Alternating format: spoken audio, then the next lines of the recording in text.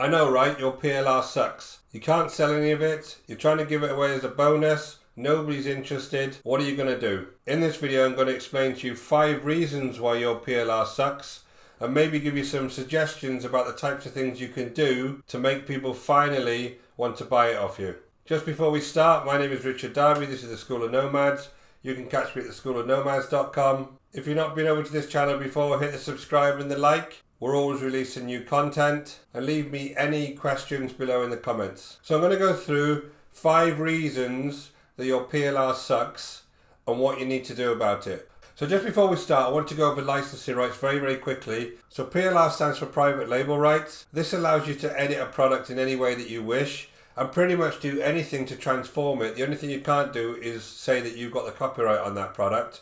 Then secondly, you have master resale rights. Master resale rights are products that you can't really edit. Sometimes they let you edit the sales page, but essentially you're only allowed to sell the resale rights to that product. Resale rights is something that you can only sell to somebody personally. So there's kind of a hierarchy of licenses.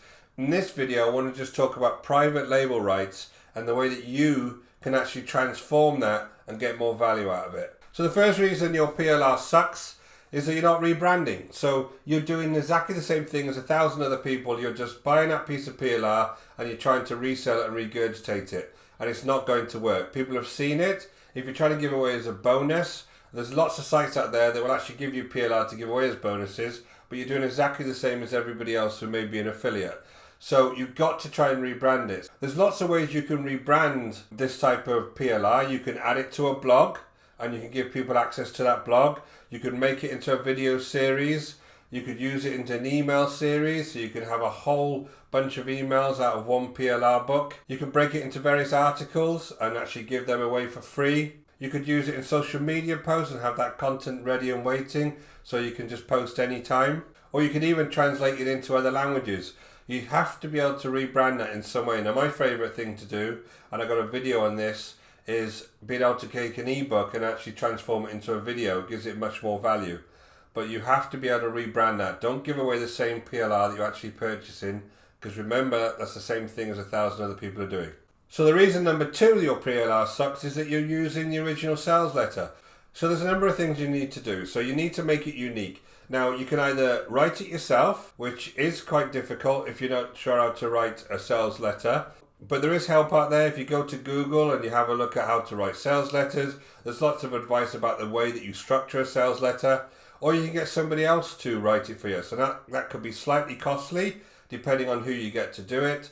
And if you're starting out, I would just write it yourself, put it in your own words, and just follow the format for writing a sales letter, which at the end of the day is all about selling the product to them and having some kind of action at the end. So just remember, for the sales letter as well, you've got to make that unique so that it looks like it comes straight from yourself. Reason number 3 your PLR sucks is you're using the same graphics. Again, that's related to the other 2. Don't use the same as everybody else. You've got to make these things unique. In this day and age, when you've got sites like Canva and GIMP and sites like that, it's very easy to go ahead and transform graphics. Again, if you don't know how to do it at all, you can go to places like Fiverr and get things changed. Anything like an ebook, anything like a logo, anything like a banner, you can go ahead and get those changed very easily and have your own style and completely transform a product just by changing all of the graphics and the ebook cover. Always think about changing the graphics whenever you pick up a piece of PLR. And of course, if you transform it into a video or any of that kind of thing and you completely change it, then change all the graphics to suit that, because it'll look a lot nicer and it'll add a lot more quality to that particular PLR. Reason number 4 that your PLR sucks, you're not adding any value to it. So if you buy an ebook and you don't do anything to that ebook and you just try and resell it, people will see through that, they won't want to buy it off you. You need to add more value. So there's a number of things you can do. You can transform it.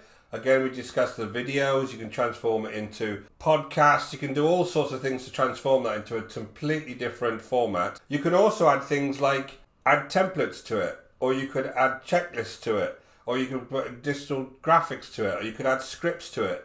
You can add a whole host of other things to that makes it seem much more valuable, which you've actually taken the time to add to that particular PLR. So it's always a good idea to, once you buy a piece of PLR, have a look what's missing. and then add those things and it becomes a much more valuable product. And number 5, nobody's buying that PLR off you because you've got no traffic strategy. So if you don't follow any of the first 4 steps, that's not going to be unique anyway. So if you start trying to advertise it in places, people are going to see the same old product. It's not going to come up in any kind of Google searches. It's not going to come up on YouTube searches. It's not with the unique product. You need to completely transform it. Change the name, change the format, change the graphics, make it look a lot different.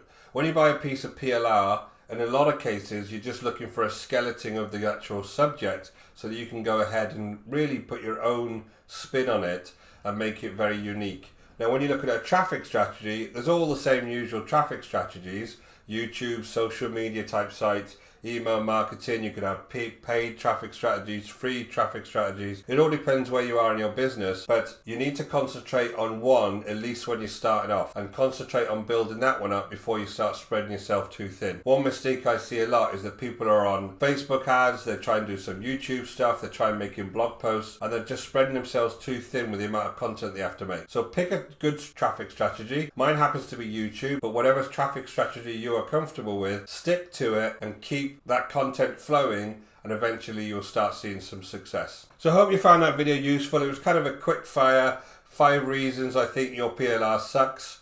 Go ahead, look at the kind of PLR you're trying to buy, take those 5 reasons, change that product, make it more valuable, and you'll have much more success. My name is Richard Darby. This is the School of Nomads. You can catch me at theschoolofnomads.com. Go ahead and hit that subscribe with the notification bell, and you'll be informed every time I release a new video. If you want to know my number 1 strategy for making money online, go ahead and check out the link in the description below. And any questions, please leave them in the comments. So thanks for watching. I'll speak to you soon.